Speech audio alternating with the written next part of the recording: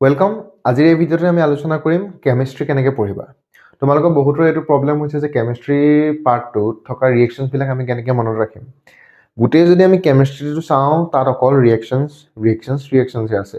তাত থিয়ৰী বুলিও আমি যাক কওঁ তাতো কিন্তু ৰিয়েকশ্যনছহে আছে। তোমালোকৰ সমস্যাটো হ'ল কি যে ৰিয়েকশ্যনবোৰ আমাৰ মনত ৰৈছে। এতিয়া তাৰ কাৰণে মই দুটামান টিপ তোমালোকৰ লগত শ্বেয়াৰ কৰিব পাৰোঁ। যেনে ধৰি লোৱা, প্ৰথম কথাটো হ'ল তুমি মনৰ পৰা এইটো উলিয়াব লাগিব কথাটো যে ৰিয়েকশ্যন এটা টান বস্তু নহয়। ৰিয়েকশ্যন হয় কি?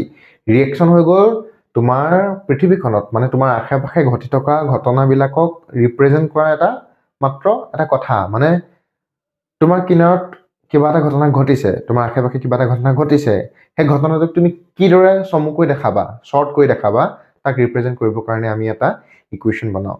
সেই চিন্তাধাৰাটো মনত ৰাখি থবা। এইটো কথা ভাবি থাকিবা যে ৰিয়েকশ্যনছবিলাক বহুত ইজি আৰু ৰিয়েকশ্যনটো মই আৰামত বুজি পাওঁ। আৰু ৰিয়েকশ্যন বুলি ক'লে ৰিয়েকশ্যনটো গোটা কেনে ভাবিবা, তাক ভাঙি চিঙি চাবলৈ যত্ন কৰিবা। যেনেকৈ ধৰা মই যেনিবা প্লাষ্টাৰ অফ পেৰিছ বুলি ক'লোঁ, এতিয়া তোমাৰ কুৱেশ্যন আহিব পাৰে যে প্লাষ্টাৰ অফ পেৰিছৰ ৰিয়েকশ্যনটো লিখা, ফৰ্মুলাটো নহয় ৰিয়েকশ্যনটো লিখা। এতিয়া তুমি তাৰ কাৰণে বুজি পাব লাগিব একচুৱেলি যে প্লাষ্টাৰ অফ পেৰিছ হয় কি। তুমি যদি গোটাগুটিকৈ যোৱা একো নজনাকৈ প্লাষ্টাৰ অফ পেৰিছৰ যদি ৰিয়েকশ্যনটো মনত ৰাখিবলৈ যোৱা, সেইটো কিন্তু বহুত টান পাবা, ফটককৈ একো মনত নহ'ব। তাৰ বিপৰীতে মানে তাৰ অপজিটত তুমি যদি এনেধৰণে ইমাজিন কৰা যে প্লাষ্টাৰ অফ পেৰিছ হয় কি, তাৰ ইউজটো যদি জানা, প্লাষ্টাৰ অফ পেৰিছক যদি বুজিবলৈ চেষ্টা কৰা, তেতিয়া দেখিবা যে প্লাষ্টাৰ অফ পেৰিছৰ ইউজেছখিনি আমাৰ বুকত লিখা আছে যে ডক্টৰে হাত ভাগিলে ইউজ কৰে। তোমালোকে এতিয়া জানা যে হাত ভাগিলে কি কালাৰৰ লেয়াৰ দিয়া হয় প্ৰটেক্ট কৰিবৰ কাৰণে? বগা কালাৰৰ লেয়াৰ দিয়া হয়। এতিয়া তুমি সেই বগা কালাৰটো যদি মনত ৰাখি থোৱা আৰু ঘৰত যদি চূণ আছে, চূণ চোৱা, দুইটা কালাৰ ছেইম হ'ল, চক পেঞ্চিলৰ কালাৰ ছেইম হ'ল, তেতিয়াহ'লে আমি কি বুজিছোঁ? চূণৰ যিটো ফৰ্মুলা আছে তাক আমি কি বুলি কওঁ? কেলছিয়াম অক্সাইড, কুইক লাইম কওঁ, হয়নে? গোটা চূণ। তেতিয়াহ'লে কেলছিয়াম যদি বগা হয়, প্লাষ্টাৰ অফ পেৰিছো যদি বগা হয়, তেতিয়াহ'লে প্লাষ্টাৰ অফ পেৰিছত কি থাকিব পাৰে? কেলছিয়াম থাকিব। তো আমি তেনেধৰণে লিংক কৰি কথাবিলাক মনত ৰাখিব পাৰোঁ। তো প্লাষ্টাৰ অফ পেৰিছ হৈ গ'ল বগা কালাৰৰ, তাক তুমি ক'ব পাৰা কেলছিয়াম আছে। তো আমি মনত ৰাখিব লাগিব তেনেধৰণে। তাৰপৰা আমি ৰিয়েকশ্যন এটা লিখোঁতে সদায় ভাঙি চিঙি চাব লাগিব। যেনে ধৰা মই যদি প্লাষ্টাৰ অফ পেৰিছৰ ৰিয়েকশ্যনটো লিখোঁ, তেতিয়া হয় এনেকুৱা: কেলছিয়াম সালফেট, ঠিক আছেনে, হাফ H2O, এইটো মোৰ প্লাষ্টাৰ অফ পেৰিছ হয়। ইয়াক যদি মোক কয় যে ইয়াক তুমি জিপছাম বনোৱা, জিপছাম কি হয়? জিপছাম এটা হাৰ্ড ছাবষ্টেঞ্চ। এইটো তুমি মনত ৰাখিব লাগিব যে কেলছিয়াম ছালফেটত যদি আধা পানী মিক্স হৈ আছে, আধা ৱাটাৰ মলিকিউল মিক্স হৈ আছে, তেতিয়াহ'লে সি আমাৰ প্লাষ্টাৰ অফ পেৰিছ হৈছে। ইয়াত যদি তুমি আকৌ 1/2 যদি H2O মিক্স কৰি দিয়া, তেতিয়াহ'লে ই বনি যায় আমাৰ কেলছিয়াম ছালফেট 2H2O। ইয়াক আমি কি বুলি কওঁ? ইয়াক আমি জিপছাম বুলি কওঁ। ঠিক আছে, এনেধৰণে তুমি ৰিয়েকশ্যনটা ভাঙি চাব লাগিব। এতিয়া গোটাকে যদি তুমি এইটো মনত ৰাখিবলৈ যোৱা যে CaSO4.5H2O plus 1/2 H2O equal বা gives us product CaSO4.2H2O, তেনেকৈ তুমি মনত ৰাখিবলৈ বহুত টান পাবা। তুমি প্ৰথম প্লাষ্টাৰ অফ পেৰিছ কি হয় বুজি লোৱা, যে সেইটো এটা কেলছিয়াম ছালফেট হয়, জিপছামো এটা কেলছিয়াম ছালফেট হয়। কিন্তু কেলছিয়াম ছালফেট হ'লেই নহ'ব, জিপছাম হ'বলৈ হ'লে তাৰ লগত দুটা ৱাটাৰ মলিকিউল থাকিব লাগিব। কিন্তু যদি সি প্লাষ্টাৰ অফ পেৰিছ হয়, তাত কিন্তু মোৰ হাফে ৱাটাৰ মলিকিউল থাকিব। এইটো হৈ গ'ল আমাৰ উপায়। বাকী তুমি নিজৰ মতে কাহিনী বনাই, যিকোনো কাহিনী বনাই তুমি মনত ৰাখিব পাৰা। ঠিক আছে, তো আমাৰ কথাটো হ'ল কি, কেলছিয়াম ছালফেট এটা চল্ট হৈ গ'ল, তাৰ লগত যদি দুটা ৱাটাৰ মলিকিউল আছে দেন সি জিপছাম হ'ব পাৰে, যদি হাফ ৱাটাৰ মলিকিউল লাগি আছে সি প্লাষ্টাৰ অফ পেৰিছ হ'ব পাৰে। ঠিক আছে, এতিয়া আৰু দুটামান কথা হ'ল এনেকুৱা, তোমালোকে এখন কপি ল'ব পাৰা, এখন বহি ল'ব পাৰা, য'ত নেকি চেপ্টাৰটোৰ ৰিয়েকশ্যনছখিনি এক্সট্ৰাকৈ লিখি থবা। আৰু কেমিষ্ট্ৰি হৈ গ'ল কি, তোমাৰ বুজিবলৈ বহুত সহজ লাগে, বাৰে বাৰে কিন্তু মনত নৰয় যদিহে তুমি ৰিভাইজ নকৰা। ৰিভাইজ কৰিবা মানে ৰিয়েকশ্যনছখিনি এটা ছাইডত লিখি ল'বা, সেই ৰিয়েকশ্যনখিনি চাবা। আৰু ৰিয়েকশ্যন মানে কি? এটা ঘটনা। ইয়াত কি ঘটনা বুজাইছে? ইয়াত এইটোৱে ঘটনা বুজাইছে, যদি জিপছাম নামৰ এটা কম্পাউণ্ড মই বনাব বিচাৰিছোঁ, মই দিব লাগিব 1/2 ৱাটাৰ মলিকিউল, কাৰ লগত দিব লাগিব? প্লাষ্টাৰ অফ পেৰিছৰ লগত দিব লাগিব, তেতিয়াহে মই জিপছাম বনিব। কথা ধৰিব পাৰিছা? এনেধৰণে এটা এটা চিটুৱেশ্যন তুমি নিজক বুজাব পাৰা যেতিয়া ৰিভাইজ কৰা। তোমাৰ ঘৰত যদি কোনোবা মানুহ আছে, কোনোবা মানুহ মানে কি, মানুহটো আছেই, তো কাৰোবাক নহয় কাৰোবাক তুমি বুজাব পাৰা, নতুবা তুমি নিজৰ ৰুমতে নিজে চিঞৰি বুজিবলৈ চেষ্টা কৰি থাকা। ঠিক আছে, ইয়াৰ পিছত মই আৰু এটা ৰিয়েকশ্যন যদি তোমালোকক অলপ এক্সপ্লেইন কৰিব বিচাৰোঁ, সেই ৰিয়েকশ্যনটো অলপ টান হয় কম্পেয়াৰ্ড টু দিছ। তাক আমি অকণমান বুজিবলৈ চেষ্টা কৰিম যে কেনেকৈ আমি ভাঙিব পাৰোঁ ঘটনা এটা।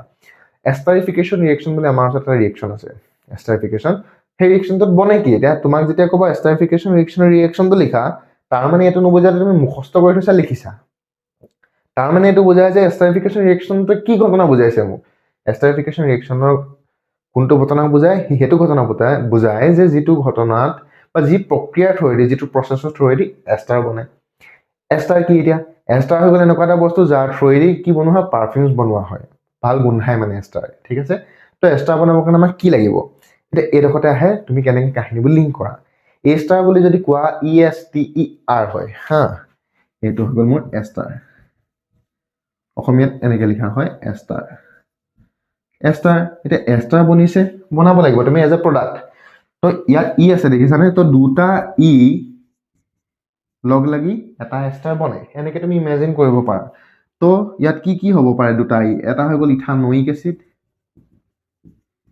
আৰু এটা হৈ গ'ল মোৰ ইথানল তো তেতিয়াহ'লে আমি কি দেখিলো আমাৰ ঘটনাটোৱে কি বুজাইছে যে ইথানল আৰু ইথানয়িক এচিড যদি মই লেবত কেনেকৈ মিক্স কৰি দিওঁ কি বনিব এষ্টাৰ বনি যাব মানে তুমি যদি ধুনীয়া গোন্ধ বিচাৰিছা তুমি ইথানয়িক এচিড লোৱা তুমি ইথানল লোৱা দুইটা মিক্স কৰা তোমাৰ ভাল গোন্ধ প্ৰডিউচ হৈ যাব ঘটনাটো এইটো বুজালে ইয়াৰ এতিয়া ফৰ্মুলাখিনি মনত ৰখাটোকে আমি ৰিয়েকশ্যনটা মনত ৰখা বুলি কওঁ ইয়াত যদি চোৱা তো মই আশা কৰিম যে তোমালোকে ইথানল কি হয় জানা ইথানল কি হয় ইথানল হৈ গ'ল CH3 CH2OH হ'বনে OH মানে অল নহয় জানো OH মানে হৈ গ'ল তোমাৰ এলকহল গ্ৰুপ হয় কেনেকৈ চাবা তুমি ইথানল কৈছে তো ইথ মানে কেইটা আছে কাৰ্বন মোৰ দুটা আছে তো ইয়াত মই এনেকৈ হাইড্ৰজেন লগালোঁ দেখিলা তো এইটো ইথাইল গ্ৰুপ হয় কাৰণ ইয়াত খালী ৰাখিছোঁ ইয়াত মই OH লগাই দিয়া লগে লগে হৈ গ'ল মোৰ এলকহল তো এইটো CH3 পাৰ্টটো মই ইয়াত লিখিলোঁ এইটো CH2 পাৰ্টটো মই ইয়াত লিখিলোঁ এইটো ইয়াত লিখিলোঁ তো ইথানল বনি গ'ল মোৰ ইথানয়িক এচিড হ'বলৈ হ'লে ওইক এচিড হ'লে কি গ্ৰুপ লাগি থাকে আমাৰ COOH লাগি থাকে তেতিয়াহ'লে আগত আৰু এটা কাৰ্বন থাকিব মোৰ হ'ব নাই তো এইটো কি লিখিম মানে CH3 লিখিম CH2 লিখিম কেনেকৈ লিখিম এইটো চাবা ইথানয়িক এচিড যদি মই লিখিব বিচাৰিছোঁ তো এনেকুৱা হ'ব মোৰ ষ্ট্ৰাকচাৰটো এনেকুৱা হ'ব ইয়াত মই COOH লগাম নহয় তো হ'ব পাৰেনে এইটো ষ্ট্ৰাকচাৰটো এনেকুৱা COOH হৈ গ'ল তেতিয়াহ'লে CH3 হ'ব নাই ইয়াত H তিনিটা আছে এইটো কেনেকৈ লিখিম মই CH3 COOH মানে হৈ গ'ল ইথানয়িক এচিড এতিয়া আমি যদি ভালকৈ মেকানিজমবিলাক জানো তেতিয়াহ'লেতো ইয়াৰ পিছত ইয়াত কি ওলাব আমি জানো কিন্তু আমি এতিয়া মেকানিজমবোৰ শিকাৰ ইমান দৰকাৰ নাই ক্লাছ 10ত আমি এতিয়া এষ্টাৰ ফৰ্মুলাটো মনত ৰাখিম চাবা তাক যদি তুমি ভালকৈ ভাঙি চিঙি চোৱা মনত ৰাখিবলৈ বহুত সহজ যেনে মই যদি কওঁ এষ্টাৰত কি হয় এফালে CH3 আছে ইফালে CH3 আছে মানে ফাৰ্ষ্টতো CH3 লাষ্টতো CH3 কিন্তু CH3 আগত কি আছে CH2 এটা আছে এটা কমি আহিলে ইয়াৰ আগত আকৌ কি আছে ইয়াৰ আগত এটা O আছে কেনেকৈ আহিছে ঘটনাটো যে এষ্টাৰত ফাৰ্ষ্টতো এটা CH3 আছে লাষ্টতো এটা CH3 আছে লাষ্টৰ আগত আকৌ এটা CH2 আছে CH2টো আগত আকৌ এটা কি আছে CH2টো আগত আছে এটা অক্সিজেনটো আগত কি আছে অক্সিজেনটো আগত আছে এটা C ধৰিব পাৰিলে এডোখৰলৈকে তো আমি কি ক'লো এষ্টাৰ ৰিয়েকশ্যনটো কেনেকুৱা হ'ব যে এষ্টাৰত প্ৰথমতো এটা CH3 লাগি আছে লাষ্টতো এটা CH3 লাগি আছে CH3টো আগত আকৌ এটা CH2 লাগি আছে তাৰ আগত আকৌ এটা O লাগি আছে Oটোৰ আগত এটা C লাগি আছে আকৌ এই Cটোৰ লগত তোমাৰ ডাবল বন্ড দি তুমি O লগাই দিও এইটো বনি গ'ল আমাৰ এষ্টাৰ বুজিলানে এষ্টাৰ ক'ত ইউজ হ'ব এষ্টাৰ ইউজ হ'ব পাৰফিউম চাৰফিউম বনোৱা এতিয়া এই এষ্টাৰ বনোৱা প্ৰচেছটোৰ নামেই হ'ব এষ্টাৰিফিকেশ্যন ৰিয়েকশ্যন বুজিলা ঠিক তেনেকৈ প্ৰশমন বিক্ৰিয়া বা নিউট্ৰেলাইজেশ্যন ৰিয়েকশ্যন আছে য'ত এচিড আৰু বেছ মিক্স কৰিলে সল্ট আৰু ৱাটাৰ ওলায় তাৰমানে তুমি এইটো নহয় যে তুমি নিউট্ৰেলাইজেশ্যন ৰিয়েকশ্যন বুলি কোৱাৰ লগে লগে মুখস্থ কৰি চলিলে যে এচিড আৰু বেছ মিলিলে আমুক আমুক বনে মানে সল্ট আৰু ৱাটাৰ বনে তাৰমানে এইটো বুজাব যে তুমি এইটো ইমেজিন কৰিব লাগে যে নিউট্ৰেলাইজেশ্যন মানে হয় কি নিউট্ৰেল হোৱা মানে অসমীয়াত কওঁ আমি প্ৰশমন হোৱা মানে সমান সমান কৰি দিছে তো এচিড যদি বেছি হৈ আছে তাক নিউট্ৰেল কৰিবলৈ আমি কি কৰিম বেছি এড কৰিব লাগিব তো ৰিয়েকশ্যনটো কি হ'ব এচিড প্লাছ বেছ এইটো হ'ব তো এচিড প্লাছ বেছ মিলি মোৰ বনিব সল্ট আৰু ৱাটাৰ এইকেইটা হৈ গ'ল তুমি ভবাৰ ধৰণ মানে তুমি কেনেধৰণে ভাবিবা যে এটা ৰিয়েকশ্যন মই টেকেল কৰিব পাৰিম